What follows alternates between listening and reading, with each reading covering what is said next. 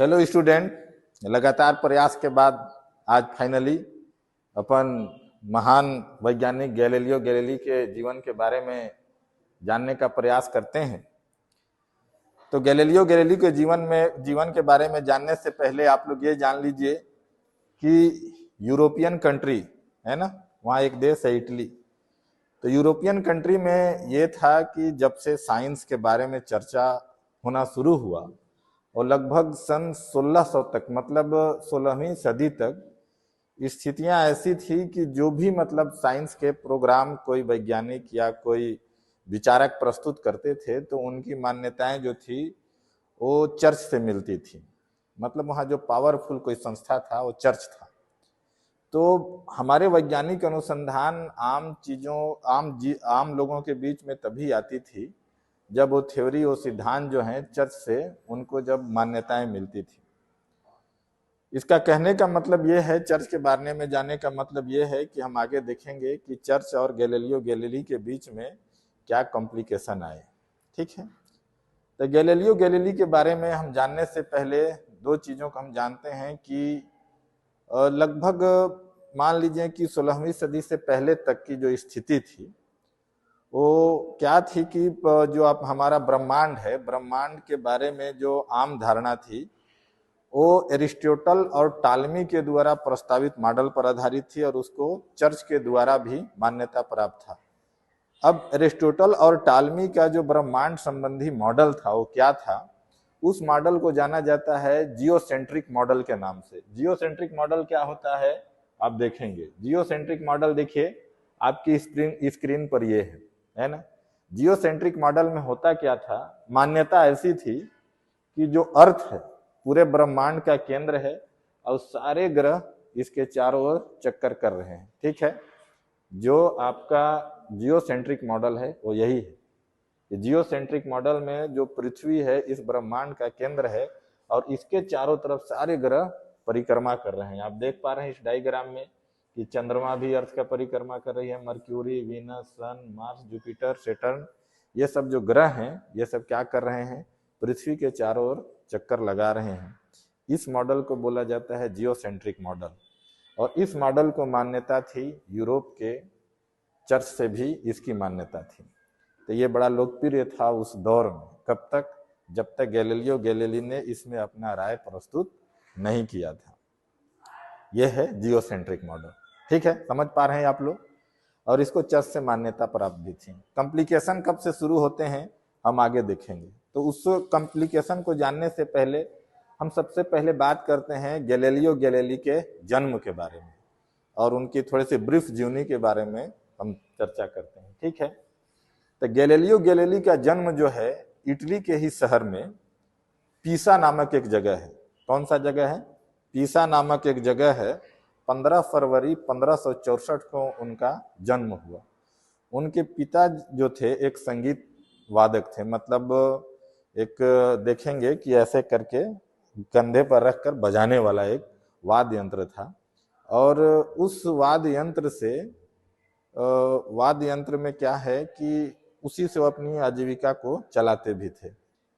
आप यूं जान लीजिए कि जो गैलीलियो गैलीली की फैमिली है वो संभ्रांत फैमिली थी, बड़ी, मतलब नहीं कहते हैं खानदानी लोग, खानदानी ही थे, लेकिन किन्हीं कारणों से थोड़ा सा आर्थिक स्थिति अच्छी नहीं थी तो संगीत वादन का काम करते थे और प्रारंभिक दौर में गैलीलियो गैलीली भी अपने पिता का ही काम करते थे। उसके 10 सालों के बाद ये स्थिति हुआ कि वहां से गैलीलियो गैलीली की फैमिली माइग्रेट करके इटली के ही एक शहर फ्लोरेंस में चली गई। ठीक है, फ्लोरेंस में चली गई। समय बीतता गया और उनके लगभग 16-17 साल की आयु में उनके पिता जो है गैलीलियो गैलीली के पिता, उनको पीसा यूनिवर्सिटी में उनका एडमिशन कराया। किनका? गैलीलियो गैलीली का एडमिशन कराया। क्या पढ़ने के लिए? मेडिकल की पढ़ाई पढ़ने के लिए, क्योंकि उस दौर में भी मेडिकल में अच्छा अर्निंग होता था और गैलीलियो गैलीली के पिता ये चाहते थे कि अच्छा धन दौलत गैलीलियो कमाएं और फैमिली का सपोर्ट करें। इस वजह से वो चाहते थे कि मेडिकल की पढ़ाई पढ़ें। लेकिन समस्या ये है कि गैलीलियो गैलीली को मेडिकल के पढ़ाई में थोड़ा सा भी रुचि नहीं था। तो उन्होंने बीच में ही पढ़ाई, मेडिकल की पढ़ाई छोड़ दिया। उनको रुचि क्या में था? भौतिक विज्ञान में और मैथ में था। उनकी रुचि गणित में और फिजिक्स में था, तो उन्होंने मेडिकल की पढ़ाई छोड़ दी। अब मेडिकल पढ़ाई छोड़ने के बाद समस्या तो और भी है कि उनको जो है अपनी फैमिली को भी चलाना है। तो फैमिली को चलाने के लिए ही पीसा में ही क्या किया कि उन्होंने ट्यूशन वगैरह का काम शुरू कर दिया। बच्चों को प्राइवेट ट्यूशन देते थे, तो उनकी अर्निंग हो जाती थी, पर अर्निंग इतनी अच्छी नहीं थी कि अपने, अब चूंकि भाई बहनों में सबसे बड़े थे, तब बड़े भाई बहनों, छोटे भाई बहनों की भी रिस्पॉन्सिबिलिटी थी, पिता के काम में सहयोग भी करना था, उतनी अच्छी नहीं थी, लेकिन अर्निंग शुरू हो चुकी थी। उन्होंने इसी दौरान भार और संतुलन संबंधी एक लेख प्रस्तुत किया, है ना। जैसे आप लोग कक्षा 11वीं में पढ़े हैं भार और संतुलन के बारे में, तो उस संबंध में उन्होंने एक लेख प्रस्तुत किया, जिसका मतलब जो लेख का जो संग्रह है वो ली बैलेंसिटा नाम के एक पुस्तिका में है ना। तो जब उन्होंने ट्यूशन का कार्य शुरू किया तो थोड़े मोड़े अर्निंग शुरू हुई, लेकिन जब उन्होंने भार संतुलन संबंधी लेख प्रस्तुत किया तो उनका मतलब प्रतिभा का जो है लोग थोड़ा सा सम्मान करने लगे और उनके बारे में जानने लगे। तब पीसा यूनिवर्सिटी में उनको पढ़ाने का जॉब मिल गया। पीसा यूनिवर्सिटी में उनको पढ़ाने का जॉब मिल गया। अब वहाँ वो बच्चों को पढ़ाने लगे उस विश्वविद्यालय में, और उन्होंने अपने काम अपने तरीके से शुरू किया। उन्होंने इस दौरान उन्होंने कुछ साइंस संबंधी कुछ प्रयोग भी किए जो काफी लोकप्रिय हुए। तो क्या क्या उन्होंने प्रयोग किया देखते हैं। उन्होंने एक प्रयोग ये किया कि जो पेंडुलम है, पेंडुलम आप लोग जानते हैं, कहीं ऐसा घड़ी देखे होंगे कि उसमें एक पेंडुलम लगा रहता है और ऐसे ऐसे मूव करता है ना। तो उन्होंने ये देखा, तो पेंडुलम के बारे में क्या क्या धारणा थी उसके बारे में हम चर्चा करते हैं। मान लीजिए कि किसी पॉइंट से एक पेंडुलम फिक्स है ना, ठीक है, समझिएगा। और इसका अगर हम लेंथ मान लेते हैं कि 4 सेंटीमीटर है, ऐसा कुछ इसका लेंथ, और ये जब घूमना मतलब ये मूव कर रहे हैं, ऑसिलेशन कर रहे हैं, दोलन, मान लीजिए कि यहां से ये पॉइंट तक यहां आ रहा है, फिर यहां आ रहा है, ठीक है। तो ये जो है, जो ऑसिलेशन का जो टाइम पीरियड है ना, जिसको आप लोग आवर्त काल के नाम से भी जानते हैं, है ना, तो उसके बारे में क्या धारणा था देखिएगा। ये था कि अगर ये पेंडुलम जो है ये ए और बी से ज्यादा अगर दूरी तय करती है, मतलब ये सी और डी तक पहुंच जाती है, तो इसका टाइम पीरियड बढ़ जाएगा। ये धारणा रहा, है ना। पहले कॉन्सेप्ट क्या था कि ए बी के तुलना में अगर सी और डी तक अगर ऑसिलेशन करने लगेगा, दोलन करने लगेगा, तो इसका टाइम पीरियड बढ़ जाएगा। लेकिन उन्होंने बताया कि अगर जिस मतलब या रस्सी से या धागे से जो पेंडुलम जो फिक्स है, अगर उसका लेंथ 4 सेंटीमीटर ही है ना, तो उसका जो है ऑसिलेशन जो टाइम पीरियड है वो बढ़ेगा नहीं, सेम में ही रहेगा। मतलब समझिए यहां से कि ए से बी, बी से ए जाने में मान लीजिए कि 2 सेकेंड का समय लगता है, तो पहले धारणा ये रहा कि अगर सी से डी तक जाएगा तो 2 से ज्यादा समय लगेगा। लेकिन इन्होंने एक्सपेरिमेंट करके बताया, गैलीलियो गैलीली ने, कि ए बी में अगर 2 सेकेंड का ही समय लग रहा है, तो सी और डी तक का भी अगर ऑसिलेशन करेगा तभी वो 2 सेकेंड का ही समय लगेगा। क्योंकि अगर ये डिस्टेंस अगर बढ़ रहा है तो इसका जो वेलोसिटी है वो भी बढ़ जाता है। अगर ये जो जिससे लटका है, हैंगिंग किया गया है, अगर उसका लेंथ इक्वल है, समान है, तो इसका टाइम पीरियड घटने बढ़ने का संबंध है कि उसके वो जो रस्सी लगाए हैं जिससे हैंग किए हैं उसी का मतलब लेंथ को बढ़ा दिया जाए, तब टाइम पीरियड जो है उसका मतलब इफेक्टिव होगा, प्रभावित होगा। इस वजह से देखिएगा कि जो टाइम पीरियड का फार्मूला आप लोग पढ़े हैं, कुछ ऐसा पढ़े होंगे पिछली कक्षाओं में, T = 2/√L/g, है ना, कि लेंथ ऑफ ग्रेविटी पर ही डिपेंडेबल है। और ग्रेविटी जो है हर वस्तु पर एक जैसा ही काम करता है, अलग काम नहीं करता है। तो एक नई चीज जो पहले की जो धारणा थी उनको उन्होंने करेक्शन किया, तो धीरे धीरे इनका और भी नाम उस एरिया में बढ़ना शुरू हुआ, है ना। लेकिन गैलीलियो गैलीली के लाइफ में समस्याएं कहां से आना शुरू हुई, धीरे धीरे वहां पास देखिएगा, है ना। एक पहले मान्यता ये रहा कि ग्रेविटेशन के संबंध, उस समय गुरुत्वाकर्षण के बारे में लोगों को इतनी डिटेल या विस्तृत जानकारी नहीं था, न गुरुत्वाकर्षण के बारे में उतनी बृहद चर्चा थी। सिर्फ चर्चा में यह था कि एरिस्टोटल ने यह बताया था कि अलग अलग द्रव्यमान के वस्तु को अगर किसी ऊंचाई से गिराया जाए, है ना, एक ही ऊंचाई से, मान लीजिए कि आप अभी पृथ्वी की सतह से 10 मीटर ऊंचे कहीं ऊपर चढ़ जाइए और अलग अलग द्रव्यमान के दो वस्तुओं को नीचे गिराइए, तो जो एरिस्टोटल की जो कॉन्सेप्ट रहा कि सबसे पहले जिसका ज्यादा द्रव्यमान है वो पृथ्वी पर गिरेगा, वो हल्का द्रव्यमान वाला कम गिरेगा। तो गैलीलियो गैलीली ने इस पर भी विचार करना प्रस्तुत किया, और इस चीज की सत्यता को जांच करने के लिए वो क्या किए कि यूं मान लीजिए कि वो पीसा के मीनार पर चढ़ गए। ऐसा उनके लाइफ का जब लोग बताते हैं तो ऐसा बताते हैं। पीसा का मीनार देखिए कहाँ है,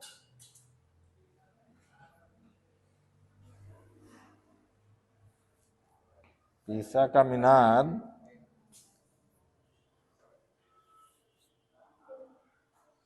पीसा का मीनार आप देखेंगे कहाँ है, इसमें अपन बनाए थे, ये देखिए पीसा का मीनार झुका हुआ है। ये पहले 7 अजूबों में शामिल था, है पीसा का मीनार, है ना, ये क्या है, पीसा का मीनार है। यहाँ चढ़ के उन्होंने दोनों अलग अलग द्रव्यमान के वस्तुओं को गिराया, है ना, अलग अलग द्रव्यमान के वस्तुओं को उन्होंने क्या किया, गिराया। तो देखिए कि दोनों वस्तु क्या है, एक साथ पृथ्वी पर पहुंचा। तो एरिस्टोटल की जो पूर्व धारणा थी, और एरिस्टोटल का जो जन्म है वो लगभग ईसा के जन्म से बहुत पहले हुआ था, ईसा के जन्म से बहुत पहले, मतलब लगभग 2-3 हजार सालों तक किसी ने उसके बारे में सोचा ही नहीं। जो एरिस्टोटल ने कहा था किसी ने नहीं सोचा। तो इस एक्सपेरिमेंट को, मतलब एरिस्टोटल, ऐसा नहीं कि एरिस्टोटल कोई साधारण आदमी थे।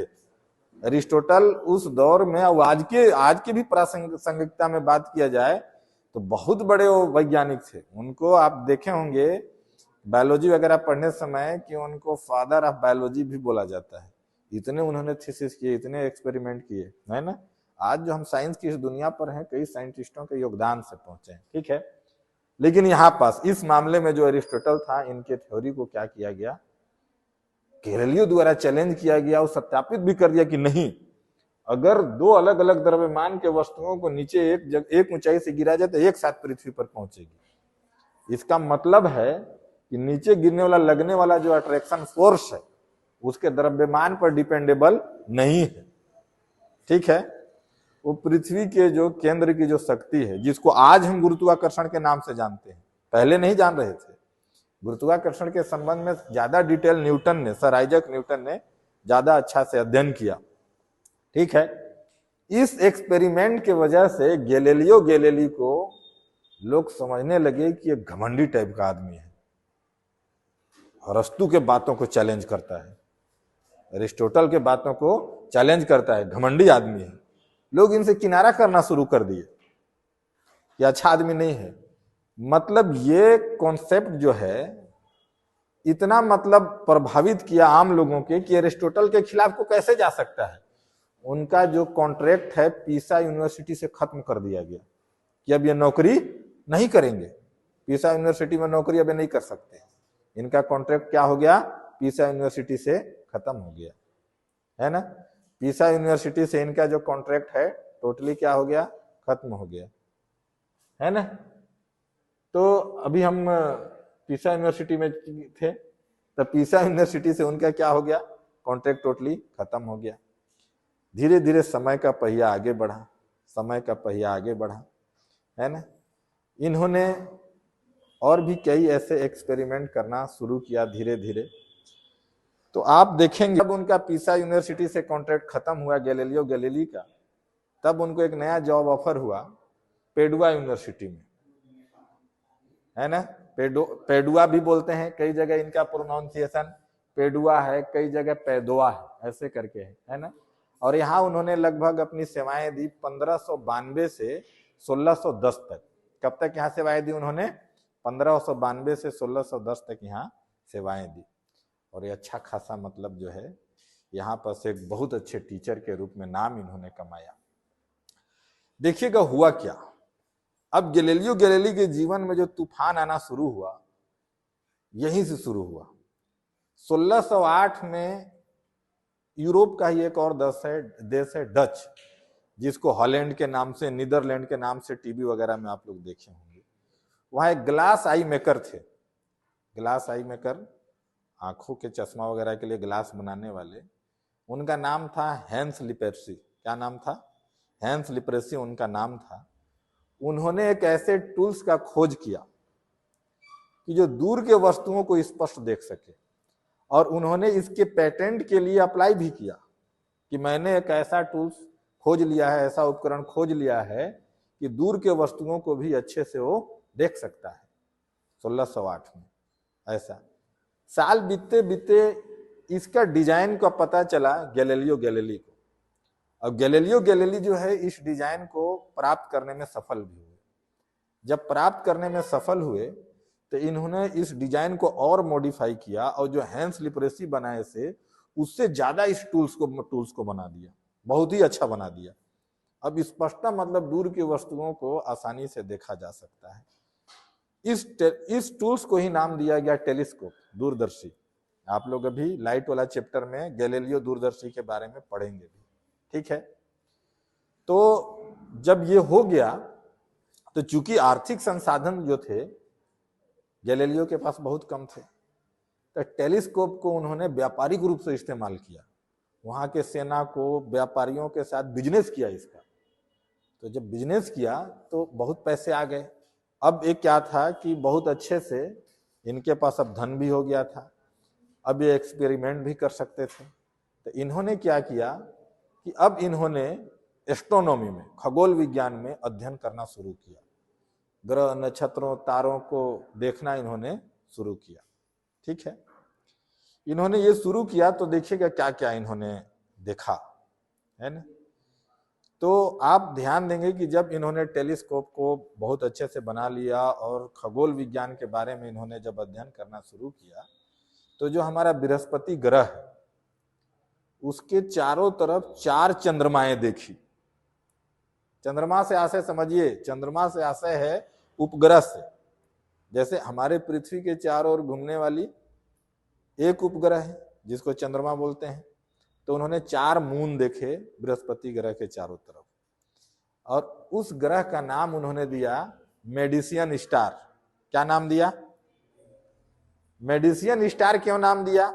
बड़ा इसमें रोचक एक चीज है। जहां वो रहते थे पड़ोस में ही एक मेडिसियन फैमिली रहती थी, है ना, उपनाम रहा होगा उनका, और वहां बहुत पावरफुल थी। तो उनका फेवर प्राप्त करने के लिए, या नहीं कहते हैं अपने भाषा में कि अरे उसको मतलब थोड़ा सा अपने पक्ष में लेने के लिए, मतलब कुछ भी और भी कोई शब्द प्रयोग करते हो तो अपने फेवर में करने के लिए उन्होंने उन जुपिटर के चारों तरफ, बृहस्पति के चारों तरफ घूमने वाले चंद्रमा का नाम क्या दिया? मेडिसियन स्टार। क्यों? मेडिसिया फैमिली को खुश करने के लिए।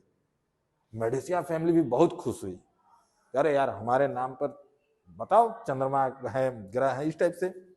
और उन्होंने गैलीलियो गैलीली को बोला कि आप अपना थीसिस कंप्लीट कीजिए, प्रकाशित करवाइए, कुछ होगा तो हम देख लेंगे। मेडिसिया फैमिली को मालूम ये नहीं था कि कुछ होगा तो इनको देखने लायक स्थिति ही नहीं बनेगा, क्योंकि आम आदमी, अगर कोई एक आदमी, 2 आदमी अगर खड़ा होता गैलीलियो के पक्ष विपक्ष में, विरुद्ध में, तो फाइनली मेडिसिया फैमिली उनको देख लेती। लेकिन गैलीलियो के खिलाफ कौन आने वाला था? यूरोप का चर्च, जो हर न्यायिक, सामाजिक, वैज्ञानिक मान्यता जो वहीं से मिलती थी। इसका मतलब है कि मेडिसिया फैमिली को भी क्लास लगने वाली थी, ठीक है। यहां तक सारे मामले ठीक थे, बहुत प्रशंसा मिला ये सब प्रयोगों के वजह से गैलीलियो गैलीली को, है ना। इन्होंने एस्ट्रोनॉमी संबंधी प्रयोगों को सिडेरियस नंसियस नाम के बुक में इन्होंने छापा है, ठीक है। यहां तक सब कुछ एकदम गैलीलियो गैलीली के जीवन में बहुत अच्छा चल रहा था। मैं ये बता दूं कि आधुनिक साइंस में गैलीलियो गैलीली ने जितना किया है उतना किसी वैज्ञानिक ने नहीं किया है। अब ये तुम्हारे सर का कथन नहीं है, ये अल्बर्ट आइंस्टीन का कथन है कि जो उन्होंने किया है मॉडर्न साइंस के लिए किसी ने नहीं किया है, गैलीलियो गैलीली ने जितना किया है। अब आगे बढ़ते हैं इस बात को लेकर कि यहां तक सारी बातें गैलीलियो गैलीली के जीवन के अनुकूल चल रही थी, सब ठीक ठाक था। समस्या कहां हुई उसको देखिएगा समस्या कहां शुरू हुआ। एक हम और खगोल वैज्ञानिक या एक और साइंटिस्ट के बारे में बात कर लेते हैं, इनके बारे में। ये है कॉपरनिकस। कौन है ये? कॉपरनिकस जो है गैलीलियो गैलीली के जन्म से लगभग 20 साल पहले ही क्या हो गए थे? मृत्यु हो गई थी इनकी, इस दुनिया से चले गए थे। कॉपरनिकस ने क्या कहा था? अरिस्टोटल का क्या कहना था? उन्होंने जियोसेंट्रिक मॉडल को अपनाया, टॉलमी ने। उन्होंने ये बताया कि पृथ्वी ब्रह्मांड का केंद्र है और सारे ग्रह, यहां तक सूर्य भी पृथ्वी के चारों ओर चक्कर लगा रही है। कॉपरनिकस जो थे इस संबंध में जस्ट अलग इनकी मान्यता थी। मान्यता क्या थी? वो जानते थे, अपने प्रयोगों से जान चुके थे कि असली में जियोसेंट्रिक मॉडल सही नहीं है। सही मॉडल क्या है? हेलियोसेंट्रिक। हेलियोसेंट्रिक मॉडल में होता क्या है कि ब्रह्मांड का केंद्र सूर्य है। ब्रह्मांड का केंद्र क्या है? सूर्य है, और सारे ग्रह जो हैं सूर्य के चारों ओर चक्कर लगा रहे हैं, है ना। इस मॉडल को बोला जाता है हेलियोसेंट्रिक मॉडल। लेकिन कॉपरनिकस के मन में चर्च का इतना बड़ा भय था कि इस चीज को दुनिया को नहीं कह पाए। ये नहीं कह पाए ना, क्योंकि ये चर्च के सिद्धांतों के अनुसार नहीं थी और एरिस्टोटल के भी सिद्धांतों के अनुसार नहीं थी। क्योंकि एरिस्टोटल का सिद्धांत को आप जान रहे हैं कि एरिस्टोटल का सिद्धांत क्या था? एरिस्टोटल का सिद्धांत क्या है? जियोसेंट्रिक। और कॉपरनिकस का थ्योरी क्या है? हेलियोसेंट्रिक। जियोसेंट्रिक में ब्रह्मांड का केंद्र कौन है? पृथ्वी। और हेलियोसेंट्रिक में ब्रह्मांड का केंद्र कौन है? सूर्य है। कॉपरनिकस में इतनी हिम्मत नहीं जुटा पाए कि वो कुछ कहे इस मामले में, तो वो अपने जीवन के अंतिम क्षणों को ओर पहुंचना शुरू किए। जब उनके ऐसा लगा, जब वृद्ध हो गए, तो उनको ऐसा लगा कि अब मृत्यु कभी भी आ सकती है। तब उन्होंने इसका प्रकाशित किया, हेलियोसेंट्रिक मॉडल के बारे में दुनिया को बताने का प्रयास किया कि ऐसा है कि जो पृथ्वी जो है वो केंद्र नहीं है ब्रह्मांड का। ब्रह्मांड का केंद्र सूर्य है और सारे ग्रह जो हैं इसके चारों ओर चक्कर लगा रहे हैं, है ना। जीवन के अंतिम समय में कॉपरनिकस ने इस चीज को बताया। लेकिन ये बातें जो थी एरिस्टोटल और चर्च के सिद्धांतों के अनुकूल या अनुरूप नहीं थी। तो इनके इस लेख पर क्या कर दिया गया? प्रतिबंध लगा दिया गया कि कॉपरनिकस के मॉडल के बारे में चर्चा नहीं किया जाएगा, वो गलत बोलता है। कॉपरनिकस क्या बोलता है? गलत बोलता है। इस मॉडल के बारे में इतनी लोगों में विरोध था कि एक और हमारा खगोल से संबंधित एक्सपेरिमेंट करने वाले, न्यू भौतिक शास्त्री कह लीजिए, खगोल वैज्ञानिक ही कह लीजिए, ब्रूनो, उनको तो क्या कहते हैं उसको, मृत्यु की सजा दी गई। उनको जलाकर मार दिया गया। चर्च द्वारा सजा अधिरोपित किया गया कि आप कैसे एरिस्टोटल के मॉडल या चर्च के जो अनुरूप सिद्धांत है उसको विरोध कर सकते हैं। ब्रूनो को मृत्यु का सजा दिया गया। और हाँ, हो सकता है ना, बाइबल में ऐसा लिखा है और बहुत सारे धर्म ग्रंथों में लिखा है उस दौरान, है ना। सिर्फ एक धर्म ग्रंथ नहीं, कई धर्म ग्रंथ जो है जियोसेंट्रिक मॉडल को क्या है वो फॉलो करते हैं, वही उनके अनुकूल है ना। तो आगे बात करते हैं कि जब बात यहां तक पहुंचा कि कॉपरनिकस के थ्योरी पर बैन लगा दिया गया, कॉपरनिकस के थ्योरी को बैन लगा दिया गया, तो अब क्या हुआ कि अब दौर आया गैलीलियो गैलीली का। गैलीलियो गैलीली मेडिसियन स्टार वगैरह खोज करने के बाद एस्ट्रोनॉमी को और नजदीक से अध्ययन करना शुरू किए और उन्होंने एक अपने करीबी आदमी से ये चर्चा किया। देखना परेशानी अब कहां से शुरू हो रहा है गैलीलियो गैलीली का।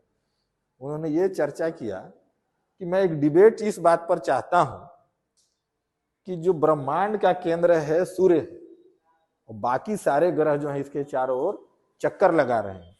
कॉपरनिकस गलत नहीं बोला था। कॉपरनिकस सही कहा था, कॉपरनिकस क्या कहा था, सही कहा था। उनके बातों पर चर्चा होना चाहिए। और ये बात क्या हो गया, लीक हो गया। क्या हो गया, ये बात लीक हो गया। जब ये बात लीक हुआ तो देखना आगे क्या हुआ। जब ये बात लीक हुआ तब इनको गैलीलियो गैलीली को कहां बुलाया गया, रोम में। कहां बुलाया गया, रोम। उस समय वहां के जो पोप थे, चर्च के प्रमुख थे, पॉल फिफ्थ थे। कौन थे, पॉल फिफ्थ थे।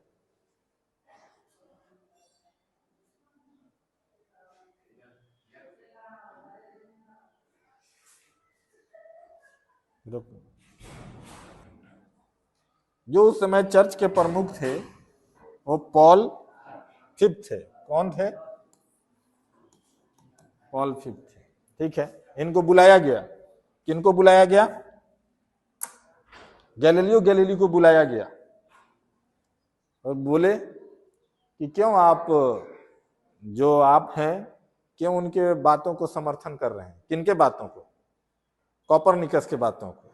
आप कॉपरनिकस के मॉडल को क्यों सपोर्ट करते हैं, उनका मॉडल जो है धर्म विरुद्ध है। गैलीलियो गैलीली के पास कोई ऑप्शन नहीं था कि वो चर्च को वहां पास मतलब कन्वेंस करें या ये प्रमाणित कर दें कि नहीं कॉपरनिकस सही थे, मैं सही हूं, पहले के सारे मॉडल जो हैं, सारी मान्यताएं जो हैं गलत थी। उन्होंने मतलब एक तरीके से चर्च में गैलीलियो गैलीली क्या हुए, माफी मांगी।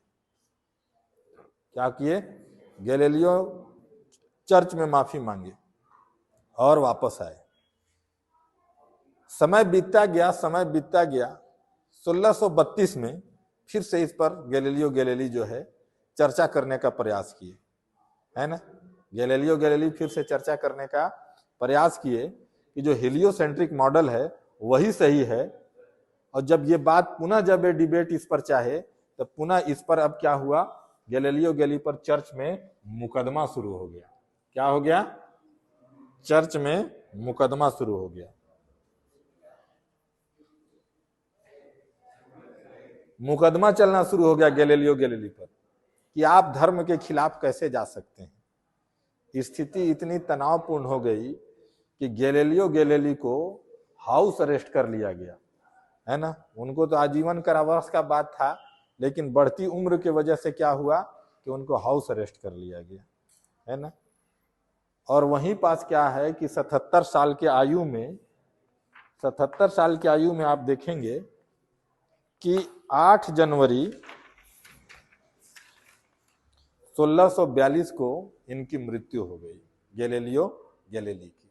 ठीक है, अब आगे का बात करेंगे तो लगभग 350 सालों बाद 1992 में चर्च ने रियलाइज किया कि उस दौरान कॉपरनिकस और गैलीलियो गैलीली सही थे।